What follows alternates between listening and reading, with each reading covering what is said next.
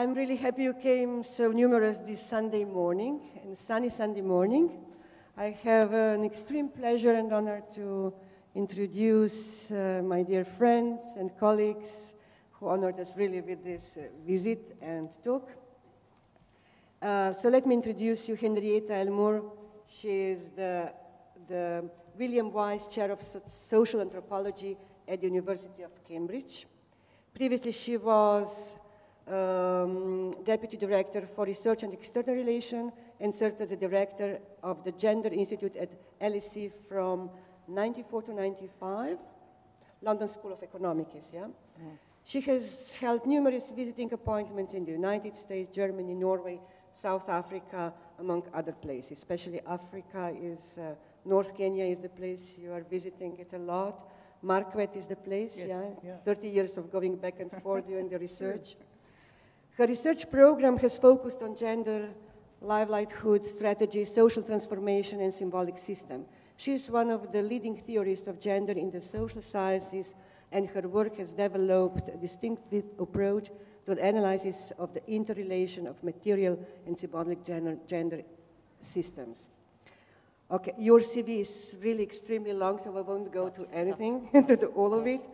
Besides that, you're really writing a lot, lecturing all around the world. One thing which I was really quite enthusiastic and about is your last, you have been appointed to lead New Institute of Global Prosperity at University College of London, which sounds very promising.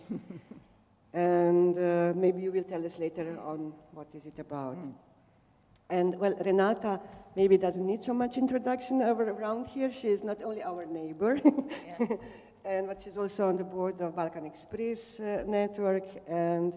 But nevertheless, for those who are from other parts of the, so Renata is a Slovene philosopher, sociologist, and legal theorist. She's a senior researcher at the Institute of Criminology, Faculty of Law at the University of Ljubljana, and holds a professorship at Birkbeck College, University of London. She has been a visiting professor at London School of Economics, lecturing on the topics of emotion and law. Every year she lectures for a couple of weeks also at Benjamin Cardozo School of Law in New York in January, usually, on psychoanalysis and law. She has also been teaching a course on neuroscience and law. She was also attached a visiting professor at King's College London. And her books, amongst other, on anxiety and choice, has been translated in numerous languages. Renata is also very close to the art, really directly involved.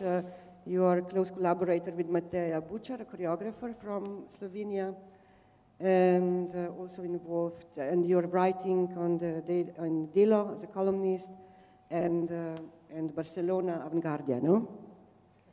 Okay, so I will give the floor to you, that you are very much into the topics of this forum. How difficult it is to introduce more systematic changes in our society? Why is it so difficult? Okay, thank you. So, thank you very much for asking me back to Slovenia. I really love coming to Slovenia. It's partly the food, which I really like, but the main reason why I like coming is the quality of the intellectual discussion that I have when I'm here. So I'm going to begin this morning by just reminding us of some ideas we started actually having in the 90s and in the early 2000s, but have perhaps slipped a little bit out of view. And just as a way of provoking you into engaging with me and Renata in this discussion, where we're going to range quite broadly. Can you hear me? It's also humming. Microphones always hum. I mean, they're in competition always with the speaker. So this question then of change, you know, let's start with a few simple propositions. So from my side, the world may be warming, but politics is frozen. That's what I want to begin with. The climate is changing, but people are not. This seems to be the problem. So we talk endlessly of climate change, and yet we have not created any climate for change. And this is a kind of paradox for us. Now, of course, we know that it's not a lack of information. We all know that the cost of doing nothing about climate change could rob the globe of 20% of its economic performance annually as we go forward. So every year we could be decreasing by 20%.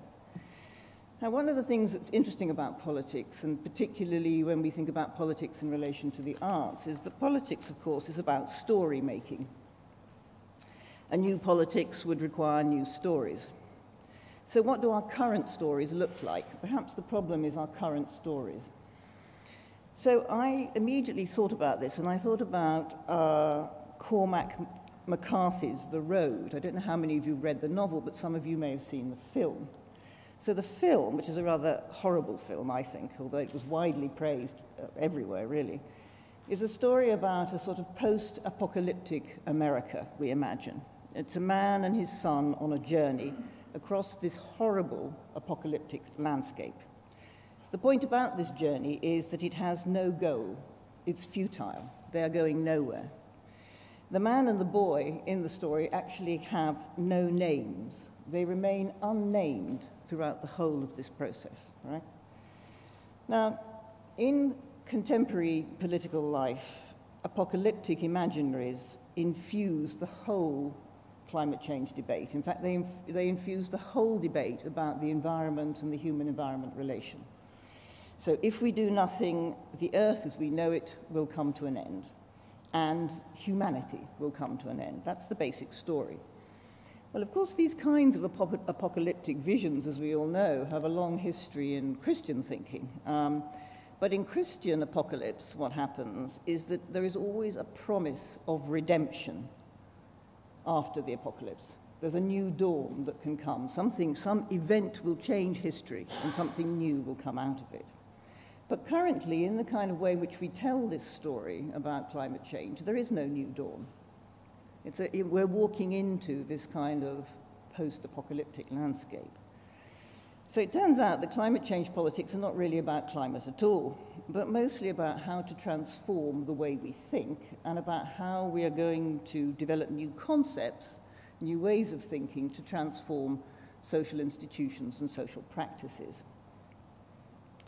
So then, if we know that, why don't we have any new stories to take us forward? What stories are we telling? What are the alternative stories?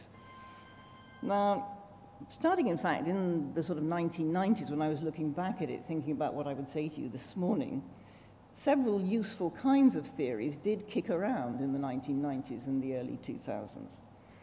They were not about what the future could hold for us, but they were about why, in the face of the urgent necessity to change, we have actually evacuated the future. We have actually nothing much to say about that future, except that we need to change. Now, as I sort of suggested right at the beginning, talking to you now, part of the problem, at least in Europe, I think, is that these apocalyptic imaginaries literally create for us this kind of frozen politics. The frozen politics is the result of the way in which we think about the future. And that's because at a symbolic level, apocalyptic stories of this kind sort of both disavow and displace dissent and diversity, partly because they start from this proposition that we are all in it together. So the crisis of humanity prevents, in a way, what we most urgently need. It prevents us actually thinking about change. And it's a sort of curious tension there in the way we have to approach these things. So my question would be, you know, in this situation, where are these stories? Where is the clamor? Where's the voice from the noise and voices from below? So, you know, where's the backing of people from different classes, different nations, different countries, different political ideologies? Because all of these people are actually affected very differently by climate change and are actually perceiving and experiencing climate change very, very differently. But we don't hear that difference. That diversity is not there in the story about climate change. The story we have about climate change is a curiously flattened one. And because of that, we don't get that diversity coming in to build up these alternative stories. So we don't actually have a real politics around climate change, not of diversity, different approaches, different scenarios laid out in front of us. We actually have a kind of strange, uneasy consensus. And this consensus, I would suggest, is very disabling for us, both individually and collectively. And Renata will say more about this in a moment or two. But this uneasy consensus is one of the reasons why Ulrich Beck argued quite extensively in the 1990s and continues to argue that any chance that we have of greening societies in the future will require new forms of cosmopolitan solidarity across differences and diversity. But the question then is, how will these forms of solidarity be built and sustained? So I think one of the difficulties here is that when we have this crisis of climate as a crisis of humanity, all of humanity, then of course the crisis itself gets depoliticized. It becomes outside politics, because it's not about what are the specific things we should be doing. It's not about choosing one trajectory over another. It's not about proposing specific kinds of socio-ecological projects. Now, when I say that, I'm not, of course, denying or moving away from the kind of activism that takes place at a local level. There are plenty of examples around the globe: transition towns, great art projects, all sorts of alternative ways of developing exchange systems, of dealing with carbon neutral enterprise environments in small quartiers in cities all around the world, and so on. Small development projects that go on in the world looking at how to cut deforestation and how to be more careful about the conservation of fuel and energy. And all of these things often work fantastically well at the local level. So we have ideas, but the problem is we can't scale them up. So all of these initiatives are happening here, there, and everywhere, but they're not, in a sense, coming together. There's no kind of story or vision that's forming around them.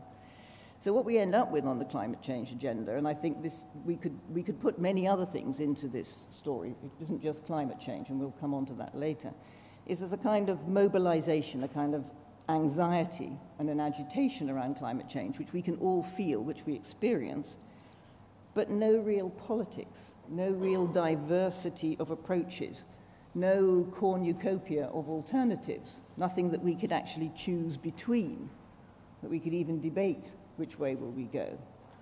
So that's what led Alain Badiou back in the sort of 2000s to say that all this stuff around ecology and green environment was what he called the new opium of the masses. It was something that sort of filled our minds and filled our souls and our spirits with great agitation, but didn't do anything pretty much for our politics. So that means that where we are now, I feel, and this is a provocation for you all to discuss with us, is we're inhabiting a strange kind of space where we're being called on to act radically, to change radically. In other words, act now or face the consequences, but only within the contours or the frameworks of the existing state of affairs. So that was what Rancière, also writing at the same time, called and referred to as the partition of the sensible. Now, the partition of the sensible in this case is, of course, the framing device of capitalism.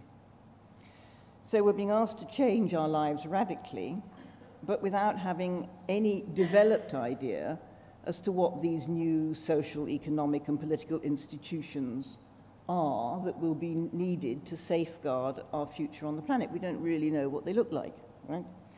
So we see this most clearly, I think, in those kinds of arguments about climate change that propose a stabilization of the climate through returning to business as usual.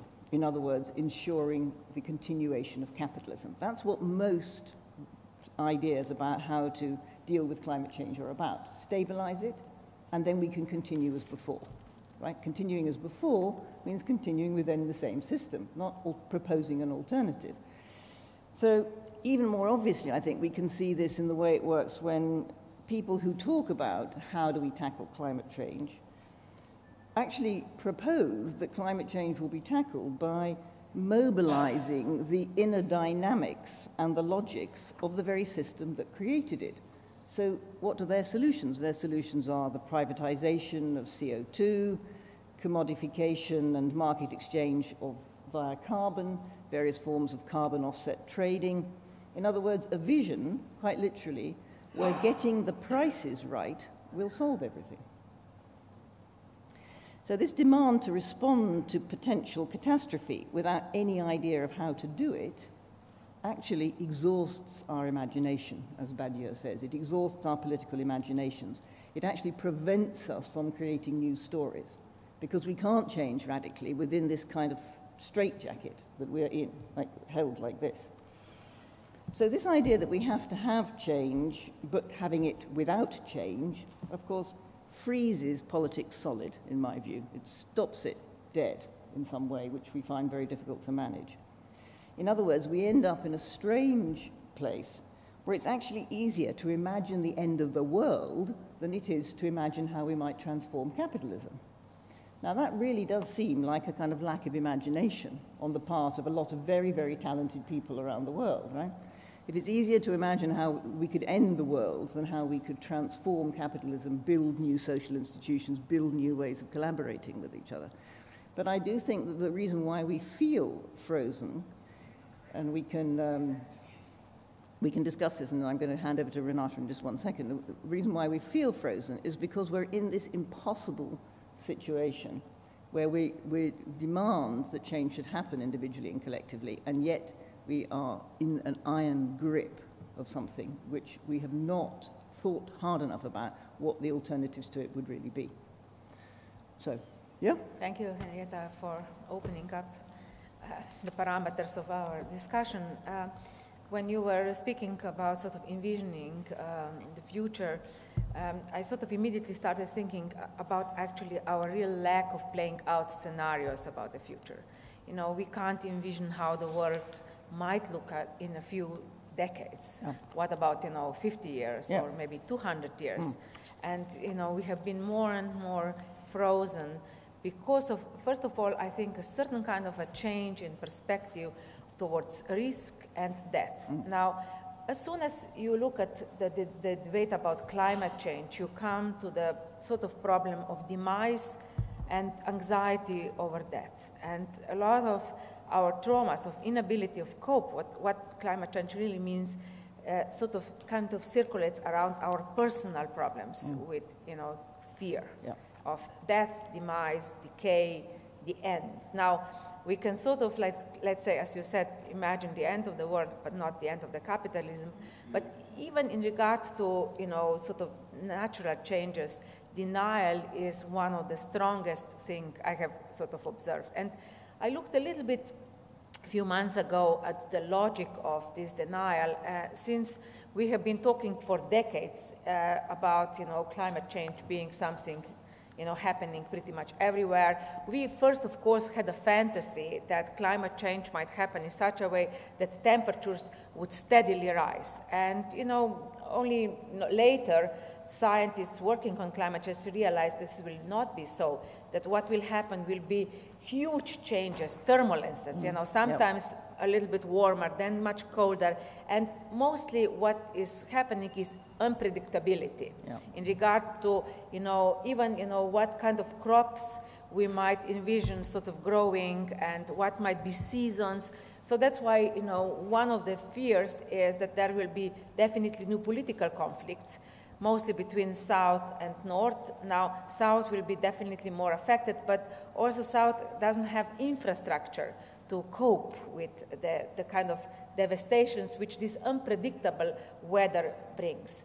Now, the next thing's very important about skepticism is that skepticism in regard to climate change works really well if in the way that it kind of plays on the idea that in science we always need to be skeptical.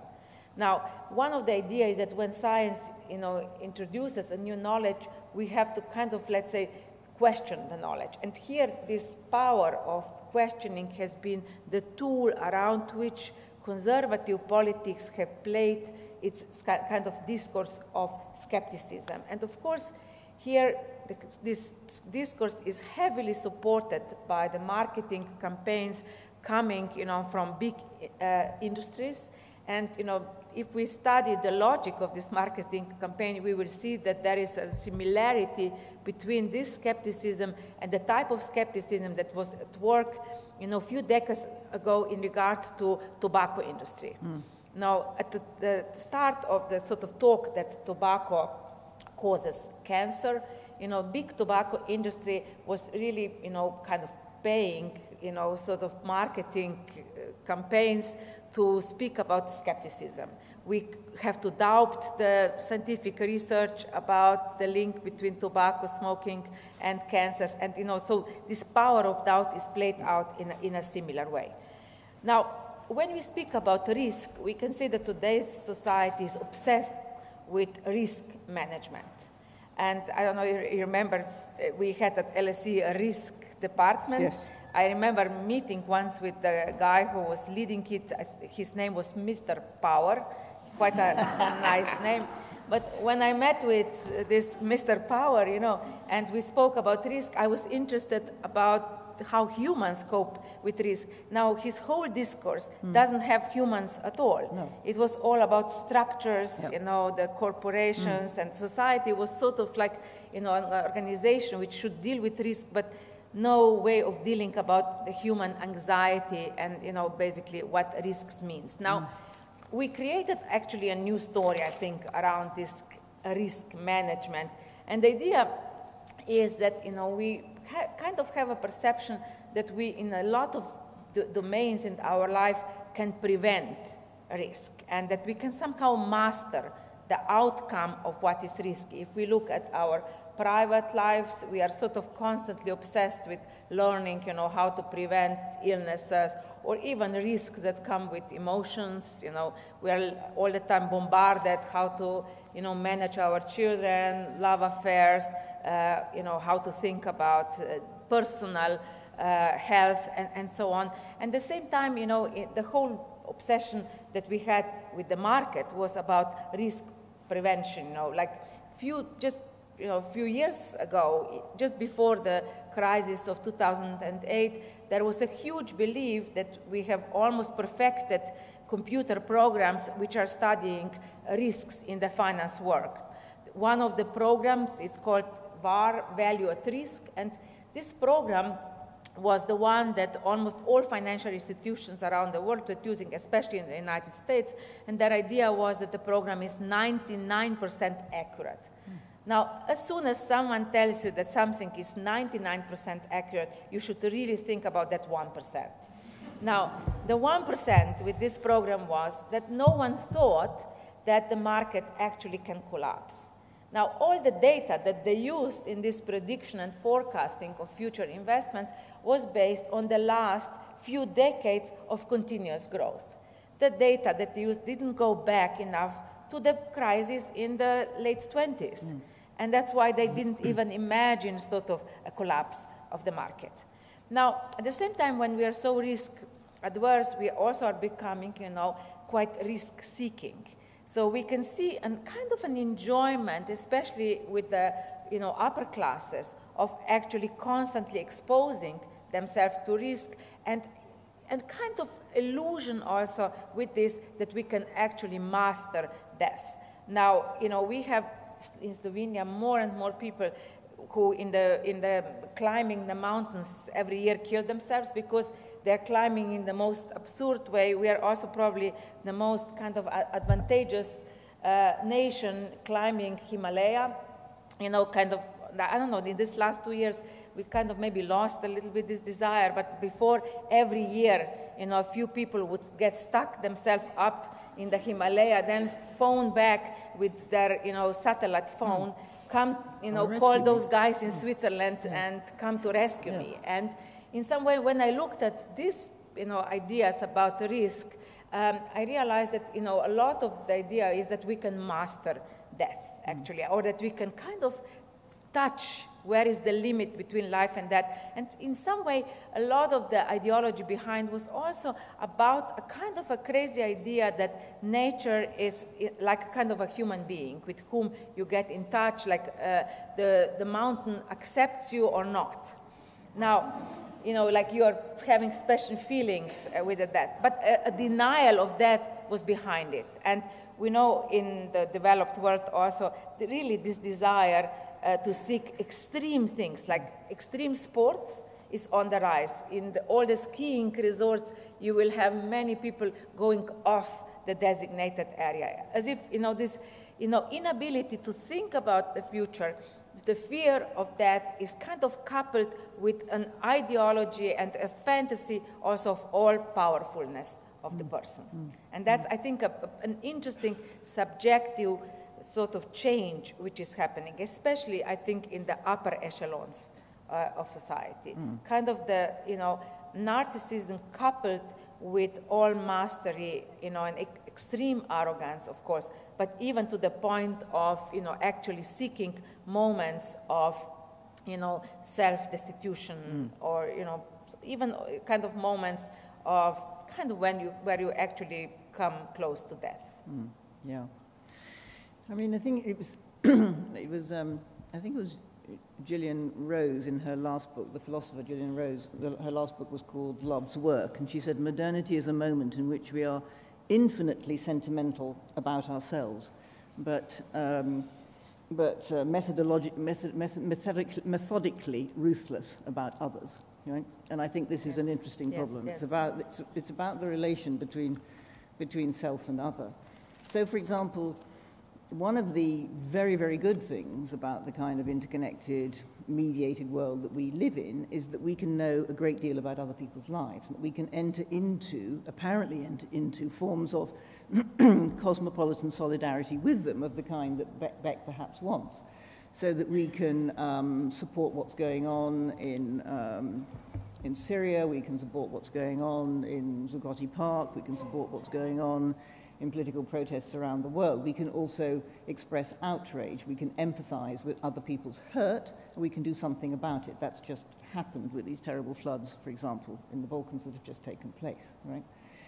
Now, all of these things, we have enormous capacity for empathy and identification, and the mediated world that we live in of super interconnection actually enhances that wonderful capacity we have for empathy and connection. But alongside that is this kind of methodical ruthlessness about others that we still have. So, for example, we all know that climate change is pushing over the edge those people who are least responsible for it. In other words, that's in the global south, right? We know that there is increasing uncertainty, exactly as Renata has said. We can no longer deal with uncertainty as if it were risk. It's not risk. It's radical uncertainty in certain cases. But actually, when we're having the debate here in Europe about what we will do, how often in that debate do we hear those diverse African voices, for example? How, you know, about their views about climate change? You know, do we actually take their views seriously into account when we start to think about how will we formulate actual changes that we want to bring about? Now, of course, all of you in this room will know that that is what's happening in Africa. You will also know that the poor are more affected by climate change than you are yourselves. But actually, we still have a tendency in the way the debate is run to take that geographical specificity, the particularities of context that we know about, and use it as yet more example of the universal predicament that we're in, right? So we say, oh, well, there we are. You see what's happening in Africa. That shows that humanity is really at risk, rather than saying, okay, so what are the actual interconnections here? How much of a discussion are we actually having between ourselves in Europe and the global south about what the alternatives actually are? And I think that's connected to the point that you're making. It's this way in which we are turning back, in a sense, onto a subject which is a subject worried by the risk of extinction by death, a certain sentimentality towards that subject that we have, but a kind of ruthlessness towards others, whether we intend it or not. Yeah. You know, in regard to this topic, I think one important thing is also happening in our perception of sort of, let's say, economic crisis, or, you know, even other types of crisis. We are more and more also kind of naturalizing human-generated things, you know. It appears as if catastrophe is just a natural catastrophe that's happening. Even economic crisis appeared almost like a kind of a natural, as if, you know, it was not sort of, let's say, instigated by the social changes.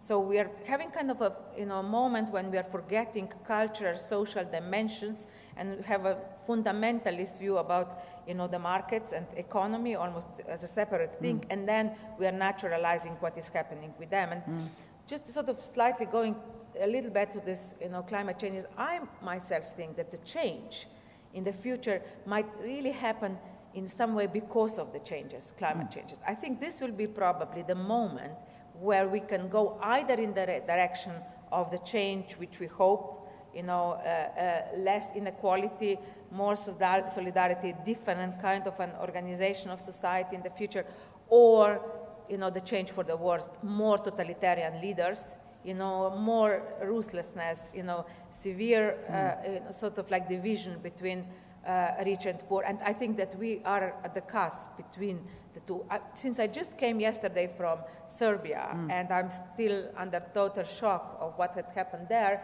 the interesting thing is that there has been, in some way, complete denial in that society that something like floods that they experienced could happen, you know, just years before, although they had floods before, but there has been a denial. There has been a total passivity for the last 20 years of the state to do anything to regulate the rivers. You know, every regulation that they have, it exists only from the times of former Yugoslavia, where quite a lot of work has been done. And there has been a demise of social organizations which communism before created. We called it civilna zaštita, this kind of social communal ways of handling catastrophes, which is why they needed 2 or 3 days before they kind of woke up what is happening, and the state was pretty much still asleep. Finally, after 2 days, you know, the power structures started calling upon people to get their own boats out, you know, but like instead of sending boats from the military or organizing in a state way the solution to the crisis, they were waiting for people to self-organize. Now, happily, people are somehow self-organized, but unfortunately, organization came too late. What is happening in general, you know, for the last few decades now, is that in the markets we have, you know, global deregulation. We have a complete change in the role of the state, where, you know, pretty much corporations are, you know, on top of states. Then we have huge individualism. We have a lack of a perception of even responsibility, especially when it comes to the positions of power. And we have an opening for ruthlessness that you talked about. And here precisely people who have capacity to be extremely rude are the ones who can easily climb to the position of power in the corporations and in politics. And I think quite a lot of interesting work has been done from psychoanalytic point of view, that space is really open for people who don't have feelings of doubt or feeling of guilt, and who are able to dismiss people, you know, with whom they cooperated before. And that's kind of an ideal, let's say, role of the CEO, like even, you know, the film Up in the Air with George Clooney, you know, being actually in a position to do nothing but fire people, you know. That's kind of, it appears, you know, a job, especially created job, where, you know, all the ruthlessness is sort of, you know, the real requirement of the job. Yeah, I think that's extremely interesting, because I think that this question of being able to push away doubt and guilt is partly connected to this turn to the right that we're experiencing in Europe. And so this is happening today, so I hope that you're all voting either before you came here or when you leave. In the UK, we voted on Thursday. For some strange cultural reason, Slovenians need to vote on Sundays and the British need to vote on Thursdays. I don't quite know what form of cosmopolitan solidarity that suggests, but anyway, there's some strange thing going on with culture in that regard. But this move to the right, I mean, these kinds of leaders that emerge, so, you know, Nigel Farage in UKIP in the UK, who is said to be approaching 24% of the electorate, which would give him considerable power in the general elections, never mind what will happen in the European elections. you know, what is that about? So these people are, you know, England for the English, never mind that we're in the Union of the United Kingdom, England for the English, you know, no immigrants, you know, no others, nothing to disturb this notion of a national unity. The idea that if we return to that national unity, we can thrive, very specifically, that we can, all of the economic and social ills will go away if we come back together into that unity. And it's a sort of, and it does have this ruthlessness about others. The strange thing is that when we turn to look at what's happening in France with Marine Le Pen and the Front National, you see here how that party has drawn around it the social changes that have been structuring French society in the last 30 years. So Marine Le Pen is actually popular partly because she's a single mother. So she's a successful woman. So lots of people are identifying with her because she draws to herself positive things around that. Then there are quite a number of people who are members of the Front National who are French citizens who 2 or more generations ago were descended from people who came from North Africa. And actually she therefore is able, when she puts the party on the stage, to look as though there is great diversity there. But actually there isn't great diversity. This is a kind of chimera. All of these people on that stage at that moment are people who are terribly, terribly anxious about what it means to be French, right? It's a super over-identification with a sort of a point of capture around nationalism.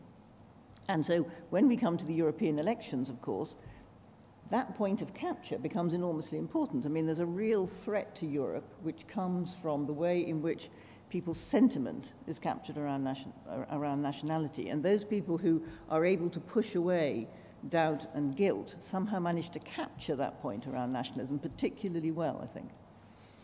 Yeah, and you know, if we look around, Putin has been the one, you know, the most kind of successful authoritarian leader who has been playing on nationalism, national strength, coupled with a kind of an, you know, illusion of a happy family, with its, especially with anti-gay ideology, and of course religion. You know, so this package, what is interesting is to observe the alliances, you know, with Putin in Europe. If you have looked at the extreme right support for Putin, you know, it's quite interesting that, for example, in Netherlands, extreme right is pro-gay, but they can easily identify with Putin, who is completely obsessed, you know, with gay issues. So the alliances, I think, in the future will be much more different than, you know, we have observed before. For the left, my fear is that left more and more appears like an orphan who doesn't have, you know, a father figure or an authority figure. They lost communism as a kind of, let's say, you know, ideology on which they could ground themselves. So the left is, in a way, also having a problem with how to create new authorities. One of the, you know, let's say, kind of important movement, of course, has been Syriza. But we have to observe that they have been sort of playing around a very important personality, you know, of Tsipras. And, you know, if we know a little bit about the internal battle on the left in Greece, we know that Tsipras has been quite clear that he wants to unite little parties. I just recently in the UK, I met with the Greek sort of neo-Trotskyites party. And of course they are not happy with Tsipras completely, but they know that the only solution for them is to be part of the Syriza movement and kind of not to fight for their small, you know, narcissistic differences if they want, let's say, to make change in Greece. And I think on the left, we really don't know how to think through the role of authority. For me, this has always been a question. I sort of looked from, let's say, early Freud's texts, even when Freud is speaking about the psychology of the masses, the group psychology, he, in one footnote somewhere mentions, you know, do we really need to have a personality of the leader? You know, a person, flesh and blood, you know, kind of, can a unifying idea be enough to hold a group together? And wherever you look at, usually the person in flesh and blood is incredibly important. Okay, we have studies from Kantorowicz about, a person having two bodies, the king's two bodies, that you have a physical body of the leader and then the symbolic function. But even, if you look United States, the obsession with the flesh and blood leader is incredibly important. Every president in the United States has to be tall, quite good looking, of course, religious, married, of course not gay, but now can be black. That's kind of, an enormously important change, but nonetheless, tall still has to be, Okay, Slovenians can be small because it's a small country, so it's kind of, you can hold it together if you are small. And we know from Greece that, the second election when the old Papandreou won, he won because, he had a young lover who was a 30-year younger stewardess who was his last wife. Dimitra, the idea was if a 70-year-old can seduce such a young woman, he can probably also run the country. So the type of identification in each country runs differently with the leader. In France, they quite like these intrigues about lovers, from Mitterrand on, that's kind of also an enjoyment that the public has to see that there is a secret life of the leader. Americans are totally obsessed with a kind of a clean figure. So for me, the question for the left will really be how to think through a persona of the leader. I think that's, at the moment, a real problem in Slovenia with so many, left-leaning small country parties emerging almost weekly, but without really a point of identification on the side of the public with leaders, and that's why it appears that those who can play the kind of a role of a populist leader on the left will probably have much more chance sort of in the future. This was a theme debated a lot by, unfortunately, late Ernesto Laclau. His book on populism has been translated in Slovenia, because Ernesto's question was, isn't it a way for the left to kind of, let's say, start winning, to kind of use some elements of populism for its own causes, to sort of, let's say, reappropriate some elements of sort of populism and reinterpret them around kind of a leftist ideology. Yes, but it's interesting, this question about leadership, because, for example, thinking about reappropriating aspects of populism, so if you take the head of the Labour Party in the United Kingdom, Mr. Miliband, for example, he's recently made some absolutely disastrous statements about immigration, looking as though he could actually really be Nigel Farage, yeah?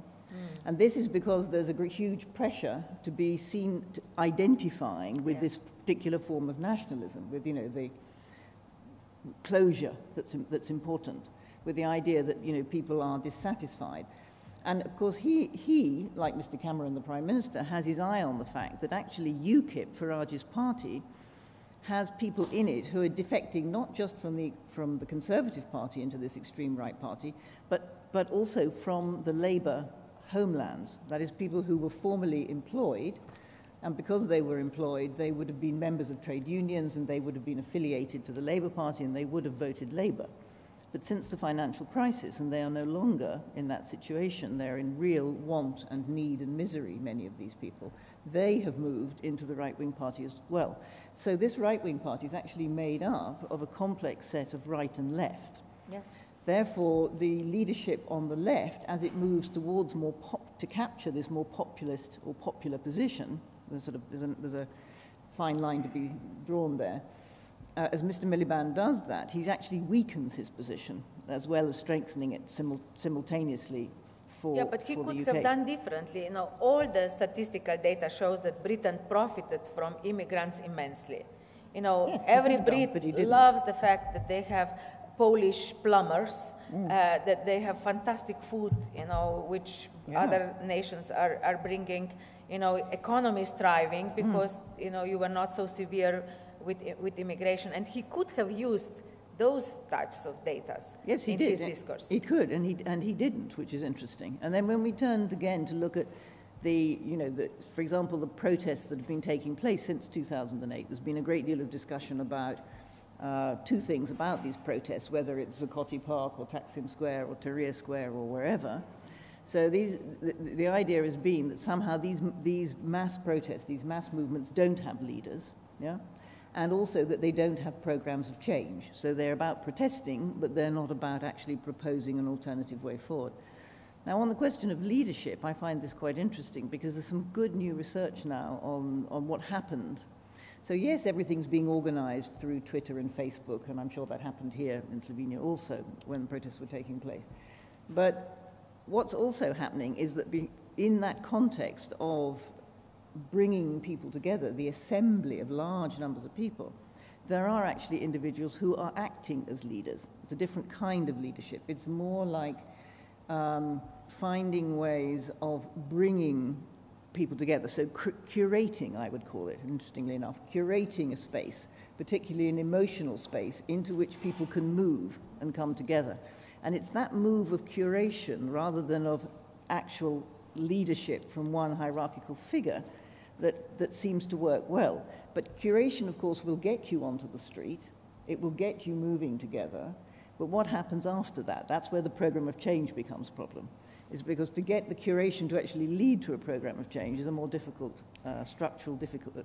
Yeah, although I think that sometimes we on the left, or those of us who kind of like to think about the power of new technologies, have a little bit of a too much narcissism about how important Twitter or Facebook or this kind of things are, especially in regard to the sort of the uprisings in Egypt. I think we had this idea of progress and new media is opening up the space, and we did not really see the real old forces of power actually playing really well behind the game, from the sort of, let's say, Mubarak type of people and, the army and the Muslim Brotherhood, and of course we have seen the results. Yeah. I think we were too narcissistic about, and of course when we perceive how should uprising turn out, we have usually an idea of democracy and we should not, perceive it. Uprisings are again an opening where we don't know what might be a consequence. No, I agree, but I still think I think it's not so much that Facebook and Twitter somehow created a new form of the political, but they provided a way of the old form of the political to operate. So it got everybody onto the street, and then it was being on the street that worked. But of course, being on the street, as you say, only works to a certain extent. Something has to happen after that. And what happened in Egypt has been absolutely shocking. I mean, the immediate closure and the forcing down of that. And actually, if you look around the world at any of the times where the so-called Western world has intervened in any of these situations, so take Libya, take Syria, take Iran, take Iraq, all of Iraq, take all of these places, you see an immediate political closing down following on an apparent support of an emancipation, right? And it's not surprising, I think, for me that happens.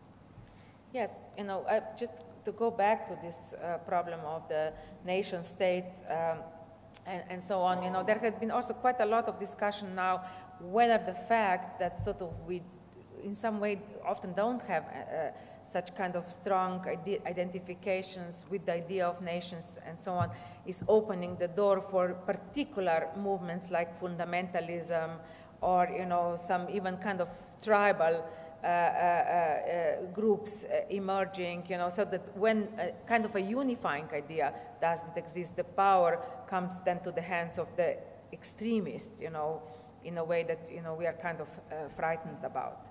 And especially in regard to sort of Egypt, that has been, one of the debates, Yeah, true. But I mean, basically, the army was in charge in the past. The army was in charge when Mubarak was in charge, and the army's in charge now.